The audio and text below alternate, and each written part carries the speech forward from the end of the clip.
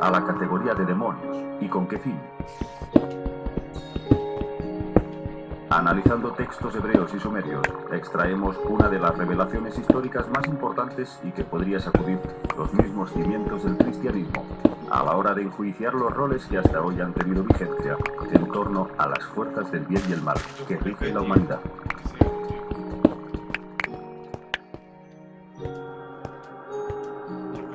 Estos dioses se regían por una curiosa escala jerárquica. Anu, dios del cielo, gobernaba las esferas celestes. Enlil, dios del viento y las tormentas, lideraba los dominios de la Tierra Media. Enki era el señor del Apsu, el abismo de las aguas, y Nergal gobernaba el inframundo. Pero los encargados de realizar los trabajos más duros eran los llamados Igis, cuya traducción sería los observadores, o también aquellos con grandes ojos. En las figuras que lo representan vemos el detalle de unas pronunciadas cuencas oculares que vienen a designar su función de vigilantes enfundados, quizás en opulentos visores. En el Génesis bíblico, estos Igigi guardan la misma etimología al ser mencionados como los vigilantes o los custodios del Señor. Más aún, en fuentes hebreas los señalan como ángeles caídos o hijos de Elohim, mensajeros divinos que se rebelan contra el mando superior de Yahvé y sus lugartenientes para descender a la tierra y copular con las hijas de los hombres. En la versión sumeria se nos dice que estos Igigi eran los encargados de adecuar artificialmente los cauces de los ríos Tigris y Éufrates, cavando zanjas y drenando canales para proveer de agua a la red de ciudades ubicadas en lo que hoy sería el sur de Irak.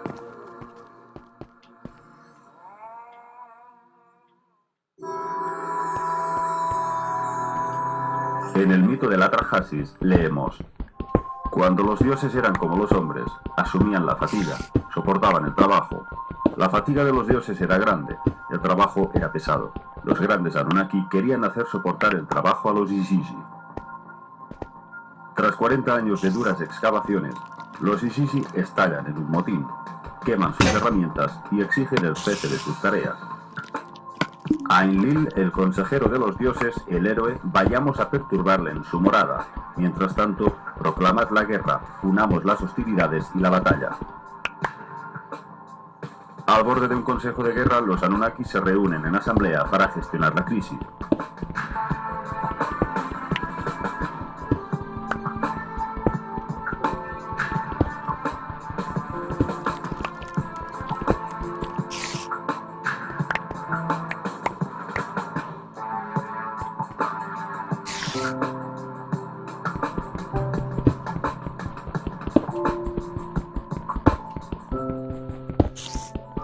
Es entonces cuando Enki propone elaborar un ser primitivo para que asuma el rol de esclavo, que aligerará la fatiga de los dioses menores.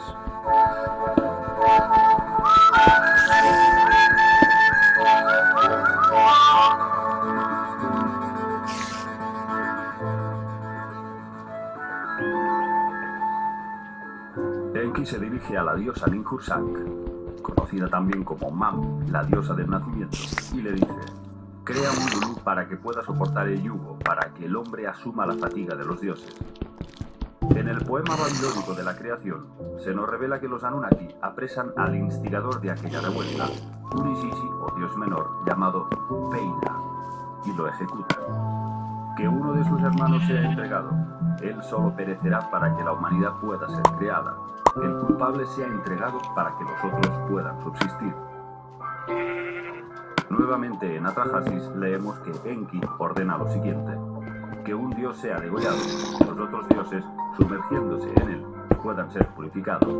Con la carne y la sangre del dios, que Nintu mezcle arcilla, a fin de que dios y hombre puedan ser enteramente mezclados en la arcilla.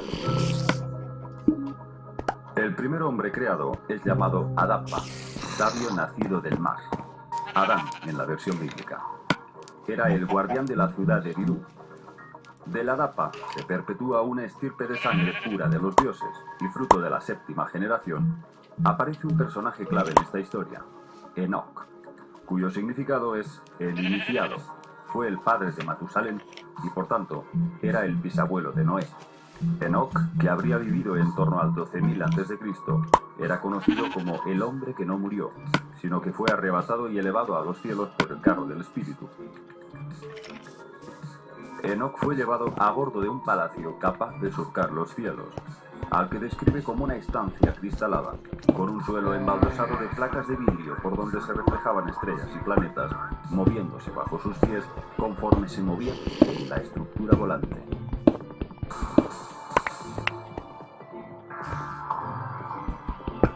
Lo interesante es cuando Enoc relata la visión de 200 ángeles, algunos de ellos sufriendo las más espantosas torturas. Cuando Enoc pregunta qué delitos cometieron para merecer ese cruel destino, el ángel Uriel responde: estos son los vigilantes que descendieron sobre la tierra y le revelaron a los humanos lo que era secreto y los indujeron a pecar. Si el delito fue revelar conocimientos, debemos preguntarnos cuáles eran y a quién perjudicaban. La respuesta aparece en Génesis, cuando la serpiente incita a Eva a comer del fruto del árbol del conocimiento. Le dice: ciertamente no moriréis, es que Dios sabe que el día que comáis de él, vuestros ojos serán abiertos y seréis como Dios, conociendo el bien y el mal. En Jubileos la parte final aparece en plural: se os abrirán los ojos y seréis como dioses.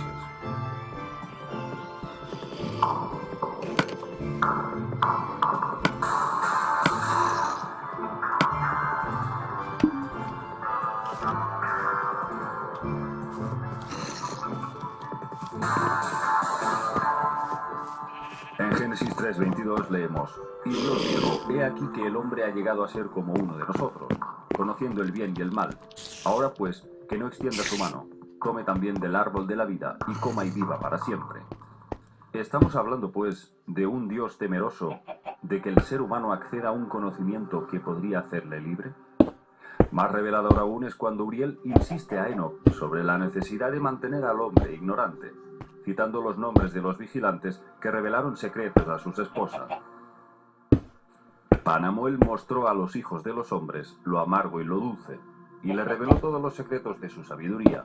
Les enseñó a los humanos a escribir con tinta y papiros, y son muchos los que se han descarriado a causa de ello, desde el comienzo hasta este día, porque los hombres no han sido traídos al mundo con el propósito de afianzar su creencia en la tinta y el papel.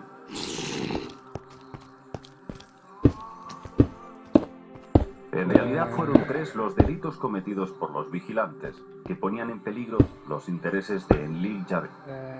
En el libro 1 de Enoc 6.1.8 se nos da el nombre del vigilante que lideraba a la tropa rebelde. Vayamos y escojamos mujeres de entre las hijas de los hombres y engendremos hijos. Entonces Shemiaza, que era su jefe, les dijo: temo que no queráis cumplir con esta acción, y sea yo el único responsable de un gran pecado. Pero ellos le respondieron: hagamos todos un juramento y comprometámonos bajo un anatema a no retroceder en este proyecto hasta ejecutarlo realmente. Entonces todos juraron unidos y se comprometieron al respecto los unos con los otros, bajo anatema. Y eran en total 200 los que descendieron sobre la cima del monte que llamaron Hermón.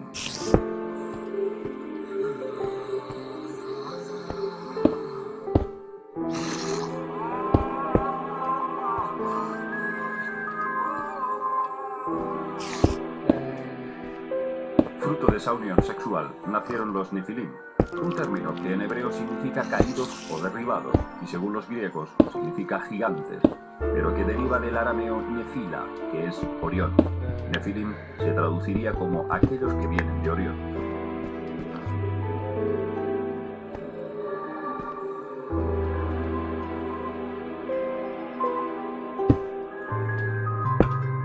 Pero el delito más grave fue la transmisión de conocimientos prohibidos. En el libro 1 de Enoc 8.3 se nos detallan algunos de esos conocimientos.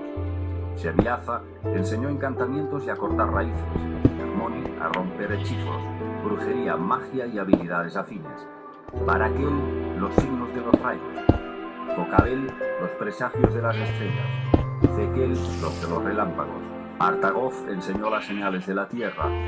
Shemsiel, los presagios del sol. Y Sahariel, los de la luna, y todos comenzaron a revelar secretos a sus esposas.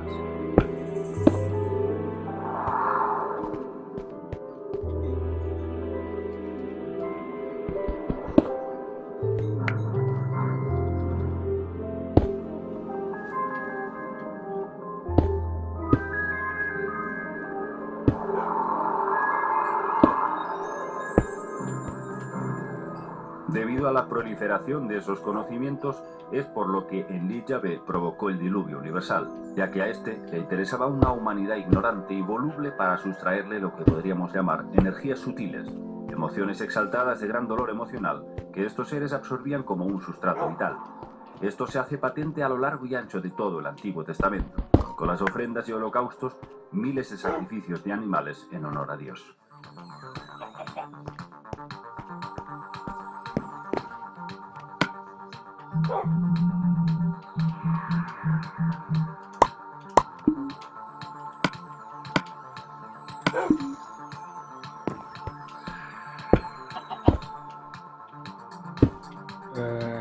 Más adelante, el dolor humano se convierte en la fuente energética principal para estos seres, a través de guerras y enfrentamientos entre pueblos y culturas. El hombre se convierte en ganado de una granja para sustentar a estos seres, a los que debemos considerar más como extraterrestres que como dioses. El tercer delito de los vigilantes fue rebelarse contra los planes de dominación hacia el ser humano, lo cual significa que no todas estas entidades mantienen la misma visión e intencionalidad de aprovechamiento hacia el hombre. Se distingue, pues, que una deidad mayor prohíbe el conocimiento al hombre para esclavizarlo bajo su tiranía, pero sus súbditos se rebelan contra sus planes y son castigados.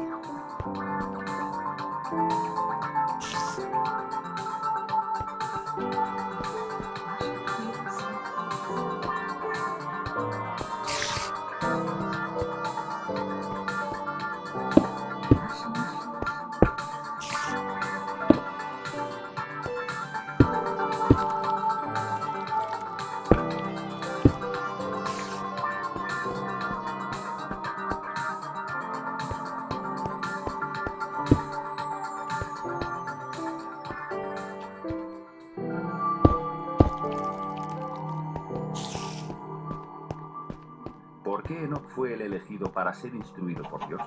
¿En qué consistía dicha instrucción? La instrucción obedecía a cómo debían realizarse aquellas ofrendas a Yahvé.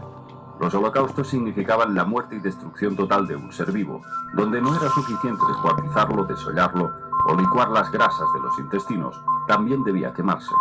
Todo se disponía siguiendo un riguroso proceso, en el que cada detalle cumplía con una función: la muerte del animal, la devoción del verdugo, la sangre en el altar, el fuego, el humo.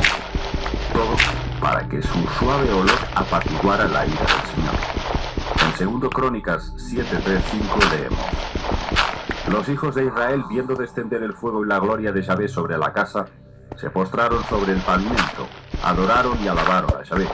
Luego el rey y todo el pueblo ofrecían sacrificios ante Yahvé. El rey Salomón ofreció en sacrificio 22.000 bueyes y 120.000 ovejas. Se masacraron pues en un solo día 142.000 animales.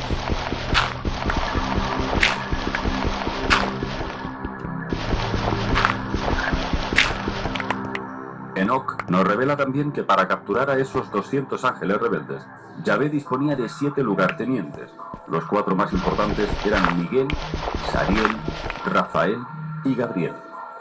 El Señor les ordena a cada uno de ellos que castiguen duramente a los ángeles caídos, pero especialmente interesante resulta lo que le ordena al arcángel Miguel.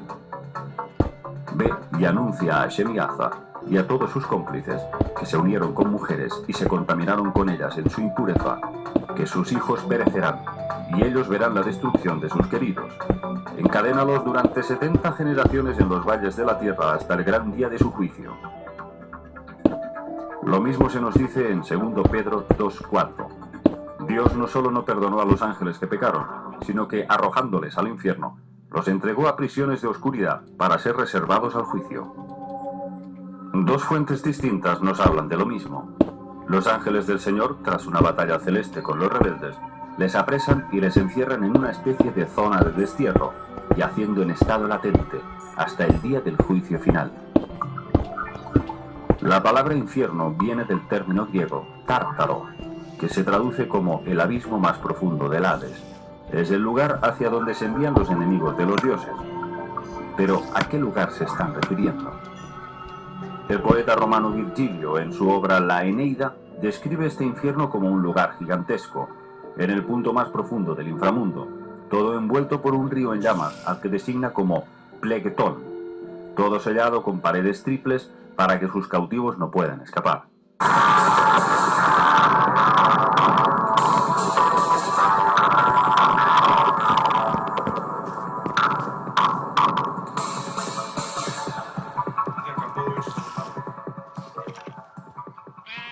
Más referencias a este infierno aparecen en los textos sumerios y acadios, inscritos en tablillas cuneiformes, como por ejemplo el descenso de Inanna a los infiernos, Nergal y Ereshkigal, o una visión del mundo inferior, en donde se describe un lugar infernal, custodiado por criaturas feroces con cabezas de león o de ave, un lugar donde las almas padecen y ninguna puede salir, si no es a través del intercambio de otra.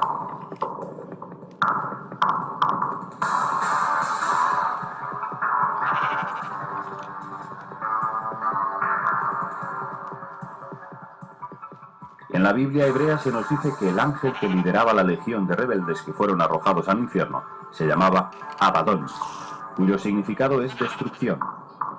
Según el libro de Enoc, este líder se llamaba Shemiaza, y este mismo ángel del abismo es llamado en griego Apolión, por lo que estamos hablando del mismo ente.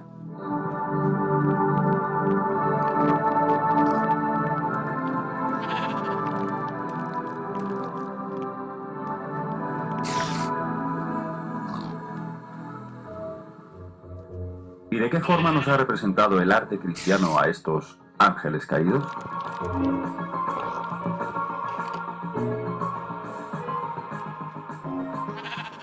Evidentemente como a seres demoníacos, amenazantes, alados y con afilados colmillos.